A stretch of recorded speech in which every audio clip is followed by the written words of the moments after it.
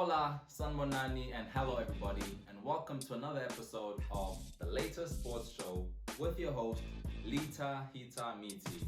Before we get into today's episode, I would just like to say a big thank you to all of our subscribers who've given us feedback on the show.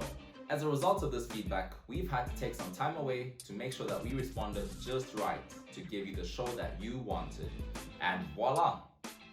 I've literally been out there fighting to get trophies on display just for you, risking my life and limb to make sure that this show is a success. So I hope you appreciate it, and I hope you like my new haircut. So once again, thank you very much, and we ask that you continue to keep the feedback coming, and we will keep the show going. Alright, let's go.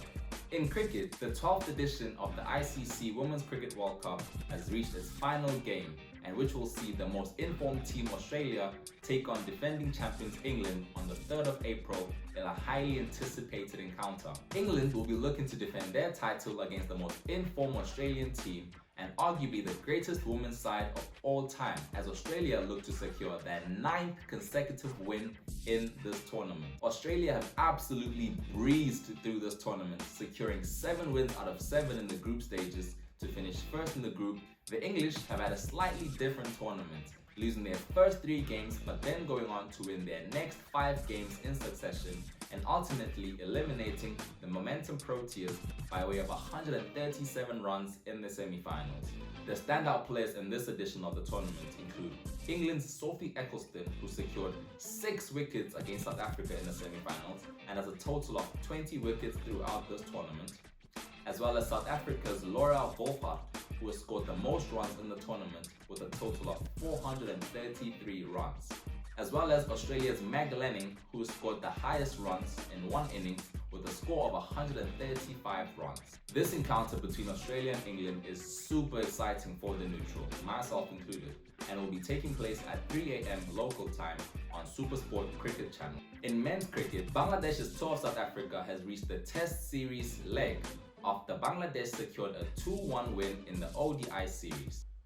The first test match between the two nations is currently being played and is at the end of the second day after South Africa posted a total of 367 runs in their first innings, courtesy of some good performances.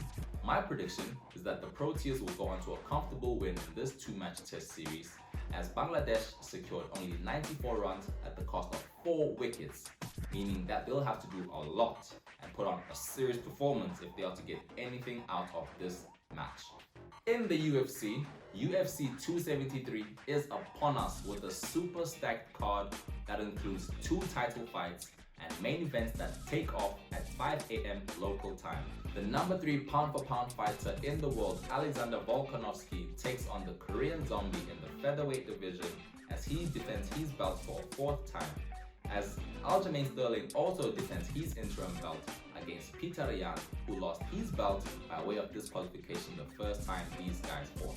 These championship fights have got me super stoked, particularly Sterling's fight against Peter Yan, as the first time around, Peter Yan absolutely dominated Aljamain Sterling, up until he kneed him in the face with his hand on the ground, leading him to be disqualified. But I think this time around, the Russian will make no mistake and get the job done to reclaim his bantamweight championship. The Korean Zombie's fight against Alexander Volkanovski is also super exciting, given how Volkanovski has basically ran through the featherweight division since he started competing in it, defending his belt against the likes of Max Holloway on 2 occasions, as well as Brian Ortega, who was this close to beating him after getting him in a super tight guillotine. I still don't know how he got out of that one. Alexander the Great has just managed to get it done every single time, and I'm pretty sure that he'll be able to get it done once more, as the man just looks unbeatable at the moment and is in fine form and looking very confident.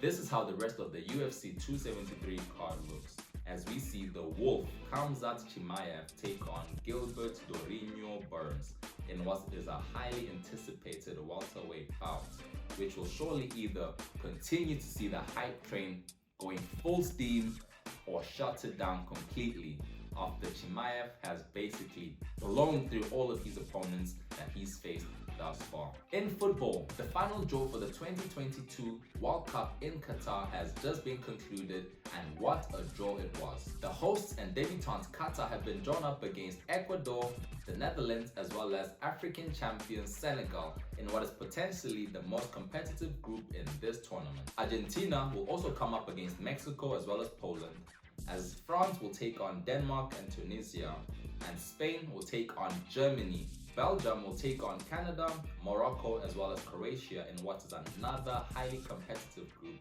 as Brazil take on Serbia, Switzerland, as well as Cameroon.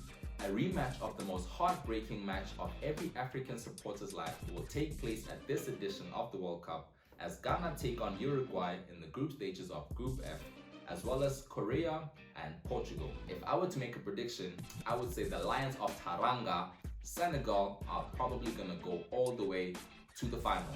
And you may think I'm joking, but I'm definitely not, as I believe that Africa's time to shine has finally come. My prediction is that the semi-finals will probably consist of the likes of France, Spain, maybe England or Germany, as well as Senegal, who will definitely be rocking, you know what I mean? And I say this partly because Sadio Mane will probably be super hungry to get some silverware after Liverpool win nothing but the Carabao Cup.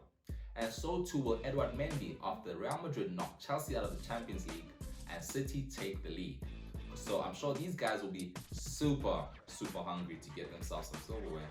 But so will many other guys from many other nations. If my predictions are wrong and Senegal do not go all the way to win the thing, my money will then be on Africa Light, aka France, to go all the way and defend their title for the first time ever, as they've probably got the strongest squad in the tournament.